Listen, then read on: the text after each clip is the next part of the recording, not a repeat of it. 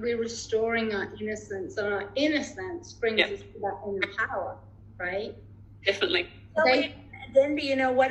I'm also quite involved with what's going on with the movements that are trying to disconnect parents from their children. As we know, there's a lot of factors that are coming in with the new laws as well about, you know, gender identity. And, you know, the thing is this, that, you know, I'm very for, I'm very much against gender constructs. Sex is a reality, but gender is merely a construct, you know, and for you know, there is this movement now to usurp the parent's role. And, you know, take over the children. And never before has there been a greater time that it's very necessary to have this ninja kit.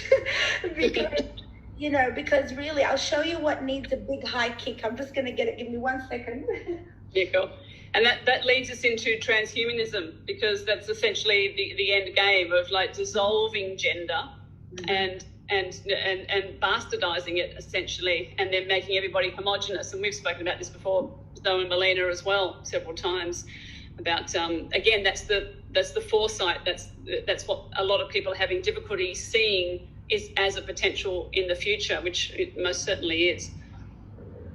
What have you got for us, Serena? I absolutely, look, I'm going to tell you what, I can't see it where I put it, but Murdoch Children Institute, the Royal Children's Hospital, has released this called CAT study, it's called CATS, okay, which already signals to me some sort of, you know, conditioning, okay. And what they've done is this pamphlet, which is about 60 pages, which they give to girls and boys in high school to fill out, okay? It is the most disturbing, it's about transition, apparently, adolescent to adult transition study. It is so revolting. It literally is written by a bunch of pedophiles, nothing short of that. It asks questions. It asks them to define their body parts. It gives them, look, does your breast look like this? Does your nipple look like this? Do you have like a big brown patch or a little nipple, or do you have a big nipple? It talks about pubic hair and how your pubic hair looks like. And what do you define as your pubic hair? It talks about asks questions about what you think of your parents and what do your parents believe. It asks questions about what kind of thoughts they have.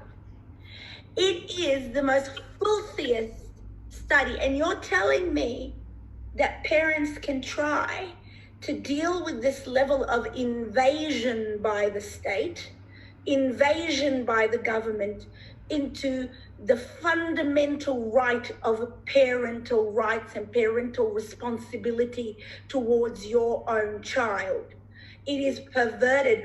If anyone dares asks any questions like that to my child, I don't have a child, but, you know, I've got nephews and nieces and others that I've sort of, you know, looked after, but it just evokes in me this need to protect them, this need to just punch their brains out. To tell me the Royal Children's Hospital and Murdoch Research Institute are all endorsing this research, and this is all over high schools. Wow. It's so perverted. I'm definitely going to be doing something about it, because I have parents who are coming to me to see how do we reclaim our rights. You know, it's become a dirty word, parental rights. It's a dirty word. You know, you don't have no rights over your children. Okay, there's this thing. And it's like, listen, if I have responsibilities, I have rights, because it's the coin. This is the other side of the coin. Where there are rights, there are obligations. Where there's obligations, there are rights. Okay, and this idea, this very perverse idea that governments can interfere in the sanctity of that relationship, and we're seeing it more and more every day. So parents need to be empowered.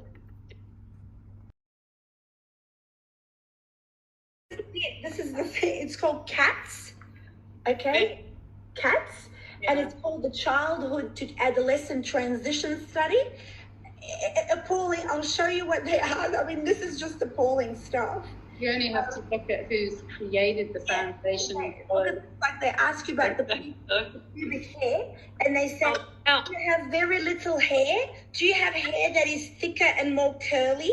Do you have hair that's dark and curly but with no inner thighs? This is your children. This is your children. How is that even being allowed or what? And then they go, your breasts, are the breasts large amounts? So but the nipple and surrounding parts are darker but stick out. If this man sits there and any person starts describing my child's body parts in this way, they'll get a punch in the head. It's creating somewhere else as well. It's recreating body dysmorphia, which was us that have been standing there and talking about it, and this comparison, which then keeps you stuck in the matrix. And then questioning, is there something wrong with me? I'm not right.